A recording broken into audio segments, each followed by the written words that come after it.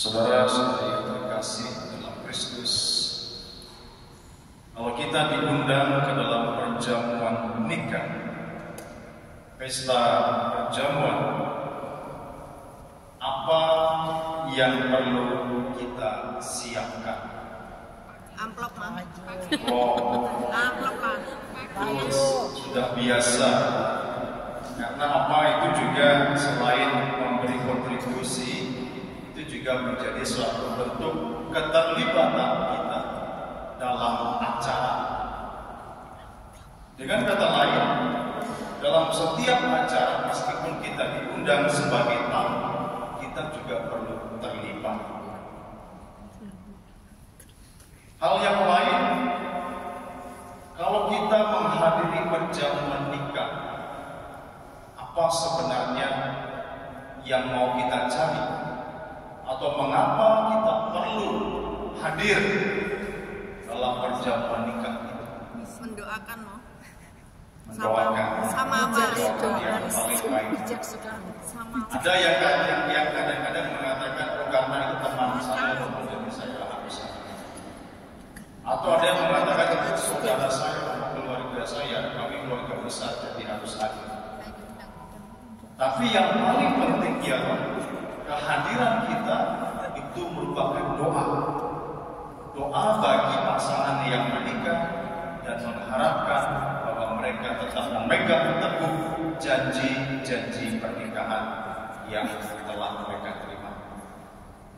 Saudara-saudara terkasih, kembali kepada bacaan pada hari ini, Ibu Yesus dan Yesus beserta murid Yesus hadir dalam perjamuan nikah.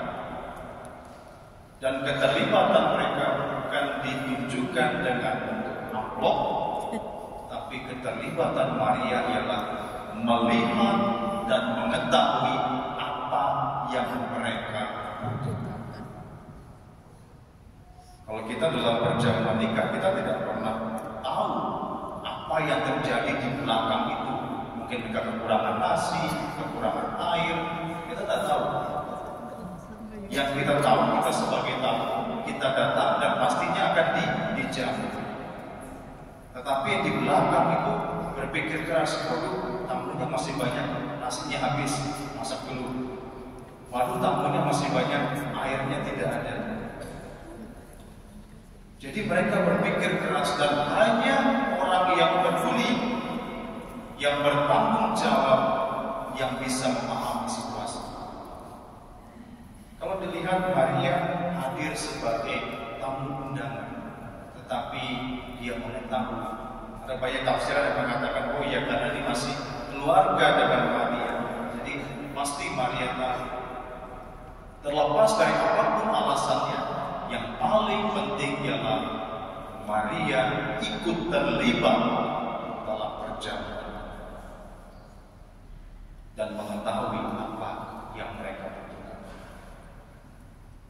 Ketika mereka kehabisan anggur, apa yang dikatakan oleh Maria kepada Yesus, mereka kehabisan anggur. Maria tidak mengatakan, nak, kamu buatlah sesuatu, kamu ubah itu air menjadi anggur. Tidak. Maria tidak pernah menyuruh putranya, kamu buat ini, buat itu, lakukan ini, lakukan itu. Tapi yang dikatakan oleh Maria hanya menyampaikan tentang situasi di mana orang itu mengalami persoalan dan kesulitan dan membiarkan persoalan itu kepada Yesus untuk diputuskan. Jadi keputusan mengubah air dan menjadi anggur bukan keputusannya Maria. Inilah yang bisa kita jadikan kekuatan untuk menjawab persoalan-persoalan di luar yang seringkali mempertanyakan tentang Bunda Maria. Ketika orang bertanya, kenapa sih orang Katolik itu berdoa kepada Bunda Maria? Kita tidak meminta kepada Maria untuk mengabulkan, tetapi kita menjadikan Maria sebagai perantara kita kepada Yesus. Sama seperti halnya yang terjadi dalam perjamuan nikah. Kesulitan yang dihadapi oleh mempelai ini dilihat oleh Bunda Maria dan disampaikan kepada Yesus putranya tanpa perintah untuk melaksanakan. Inilah yang dibuat oleh Maria dalam hidup kita. Jadi kalau ada yang tanya, kenapa berdoa kepada Bunda Maria? Kenapa? Karena kita percaya Maria itu perantara kita yang mengantar doa-doa kita kepada Yesus putranya. Tujuan kita tetap kepada Yesus putranya. Ketika Yesus mendengar itu, apa yang dikatakan oleh Yesus? Mau apakah engkau dari aku? Saatku belum tiba. Dalam beberapa terjemahan, entah itu terjemahan Inggris atau terjemahan Chinese, kita bahasa Indonesia masih lebih sopan, masih mengatakan ibu. Kalau dalam terjemahan Inggris atau Chinese tidak dikatakan demikian, tapi dikatakan apa? Mau apakah engkau daripadaku? Apa artinya? Kalimat ini mau menunjukkan relasi antara Tuhan dengan manusia. Yesus mau menunjukkan, aku adalah Tuhan, engkau Maria adalah manusia. Mau apa engkau dari aku? Ini mau menunjukkan bahwa kita sebagai manusia, kita harus membangun relasi yang tulus kepada Tuhan. Karena apa? Jangan cari Tuhan ketika perlu. Nanti Tuhan tanya, kau buat apa? Kau mau apa? Bagaimana kita menjawab? Kalau lagi tidak perlu, ayo lupa Tuhan. Nanti lagi perlu datang, Tuhan bantu saya. Engkau siapa? Kita mau jawab. Coba jawab. Kalau Tuhan datang, lalu tanya, engkau siapa? Apa yang kita jawab? Hai, saya tidak kenal, jangan tambah-tambah. Tuhan bilang begitu, kita tambah.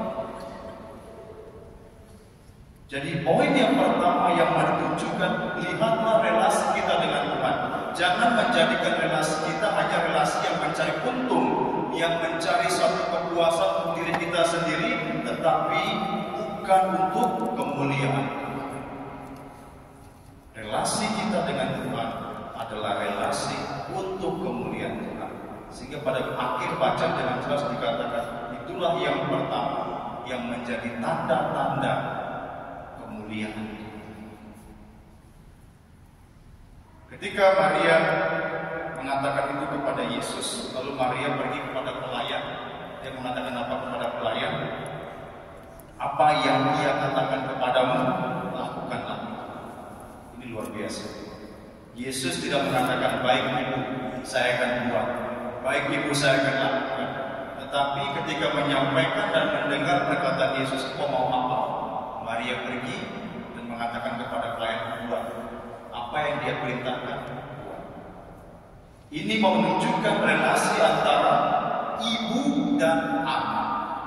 Sudah berbeda. Yang pertama relasi antara manusia dengan Tuhan, dan yang kedua menunjukkan relasi antara ibu dan anak. Sebagai seorang ibu, dia bisa mengatakan kepada anaknya, nak, tolong bantu saya. Kita juga dalam hidup pasti sering mendengar tiba-tiba orang tua telepon, nak, bisa bantu kan? Benar tidak?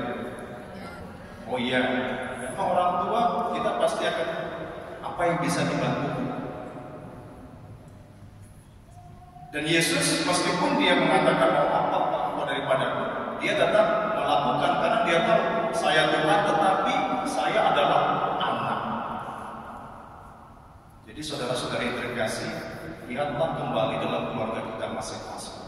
Kita sebagai anak harus dengar apa yang dikatakan oleh orang tua. Jangan nanti baru menyesal, aduh coba dulu saya dengar orang tua saya. Itu namanya keras kepala, sudah diomong tidak dengar, baru kemudian menyesal, sia-sia. Dan juga sebagai orang tua kita pun juga harus memberi perhatian kepada anak. Jadi dua relasi ini sangat penting. Relasi antara kita manusia dengan Tuhan dan relasi dalam keluarga kita antara kita dan orang tua.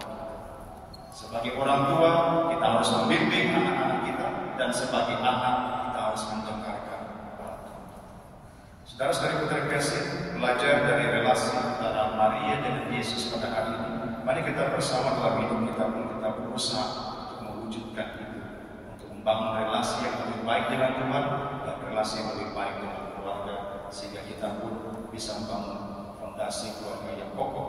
Dan ini terjadi, ingat, di dalam pesta perkawinan. Artinya apa, saudara-saudari? Ketika kita menikah, pada saat itulah kita membangun fondasi keluarga. Pada saat itulah keluarga itu dibangun. Makanya dalam keluarga tidak mungkin bisa bertahan kalau tidak mempunyai dua relasi. Relasi antara orang tua dan anak, dan relasi antara keluarga itu sendiri dengan Tuhan. Semoga Tuhan membantu kita untuk mewujudkan segala niat-niat baik kita